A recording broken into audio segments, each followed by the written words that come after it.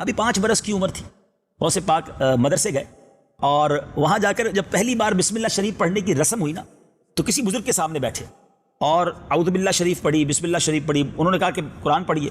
آپ نے زبانی پہلا پارا سنا دیا، دوسرا پارا بھی سنا دیا، تیسرا بھی سنا دیا، چوتھا بھی سنا دیا. جی ہاں، کنٹینیو 18 پارے، 18 چیپٹرز آف قرآن، 18 پارے زبانی سنا دیے. یہ وشواس کی بات ہے.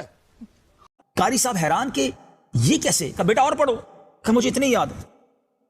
18 پارے کہاں یاد کیے؟ Today is your first day, آج تو پہلے دن مدرسے میں آئے ہو. کہتے حضور مجھے تو اتنا یاد اس لیے ہوا کہ میری ماں 18 پاروں کی حافظہ تھی. وہ میں جب ماں کے پیٹ میں تھا وہ دہرائی کرتی تھی قرآن کی. میں نے اپنی ماں کے پیٹ میں ہی 18 قرآن کے پارے یاد کر لیے. کون ہیں یہ لوگ؟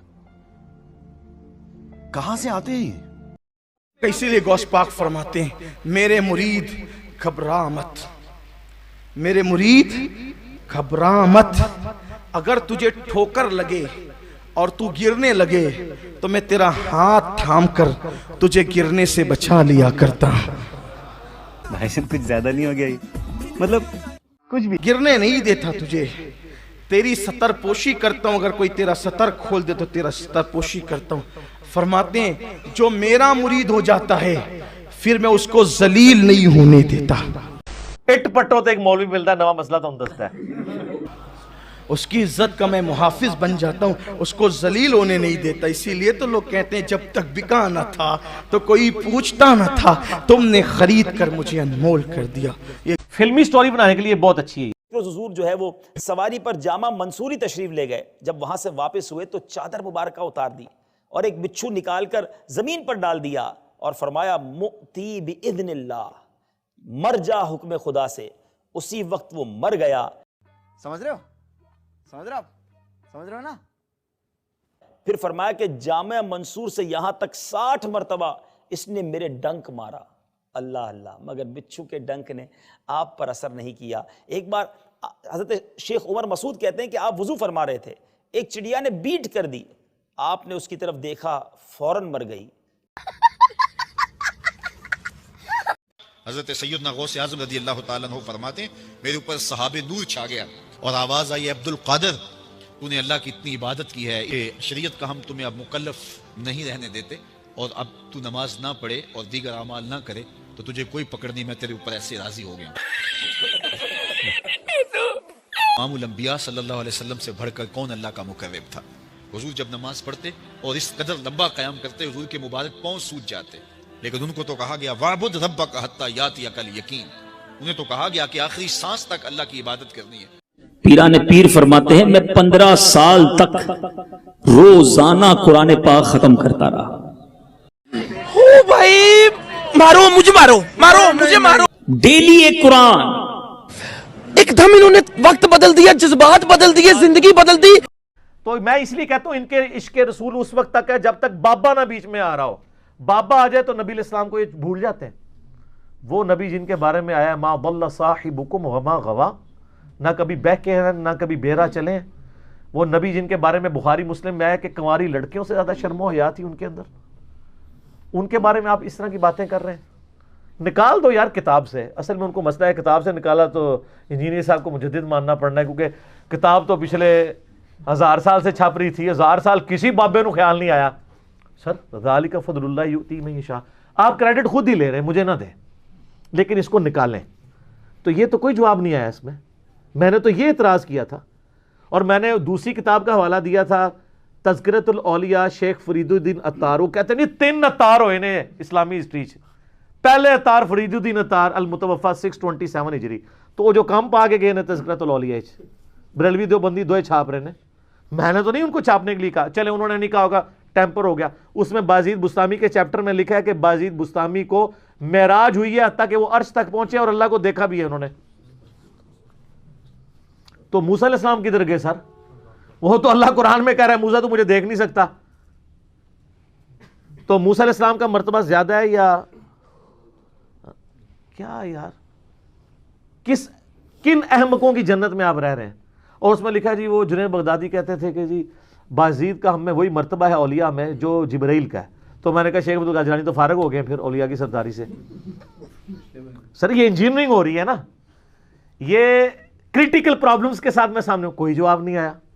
फिर मैंने ये बताया था, उसी चैप्टर में लिखा हुआ है कि बायजीद बुस्तामी कहते थे, जब उनसे लोग पूछते थे बताएं क़यामत वाले दिन लोग आपके झंडे के नीचे होंगे या मोहम्मद सल्लल्लाहु अलैहि वसल्लम के झंडे के नीचे होंगे, तो वो कहते थे मैं कसमियां कहता हूं कि मोहम्मद और तमाम नबी और पूरी मखलूक मेरे झंडे के नीचे होगी। और उसके आगे तावील की है मुसन्नफ ने, अत्तार साहब ने। अत्तार साहब कहते हैं इससे कोई गुस्ताखी ना समझे, और की नहीं समझे भी गुस्ताखी। वो कहते हैं असल में ना इस तरह के कलिमात इनके मुंह से निकल जाया करते थे। अच्छा, और इसको कहते हैं शतहियात। अरबी में इतना मोटा लफ्ज रखा है, कोई डर जाए कि पता नहीं केड़ी कुरान हदीस है। इसका आप उर्दू में तर्जमा करें तो बनता है बोंगियां। हाँ सर, शतहियात का आप तर्जमा कर लें, ओल फोल जो बोल देना उसको कहते हैं शतहियात, बोंगियां। वो कहते हैं वो जो है ना वो खास कैफियत में होते हैं। अच्छा, वो कैफियत, वो कहते हैं जी देखें, वो क्या कहेंगे मैं बताता हूं। वो तो कहते हैं हदीस में है, वो हदीस बुखारी में मौकूफन मौला अली का कौल है और इब्न माजा में मरफूअन नबी अलैहि सलाम से है कि 3 लोग हैं जिनसे अल्लाह ताला ने कलम उठा लिया है। नंबर 1 जो बच्चा है नाबालिग, नंबर 2 सोया हुआ शख्स, और नंबर 3 जो पागल है। पागल कौन होता है? बोंगियां, शतहियात। तो वो कहते हैं इनसे तो कलम ही उठा हुआ है। तो सर फिर आप इनको बुजुर्ग बना के तो पेश ना करें ना। आप कहेंगे ये मजनून थे तो हम ठीक है, कलंदर थे, वो कलंदर भी मजनून को ही कह रहे होते हैं ना।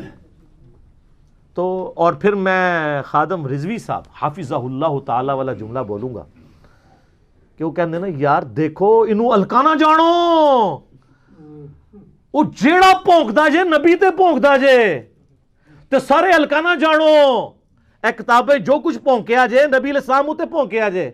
बुजुर्गों को मैं कुछ नहीं कह रहा, 1 टन हुस्न ज़न रखते हुए छोड़ दो। तो अगर नहीं मानेंगे मैं फिर कहूंगा बाबा जी गल विच कोई और है,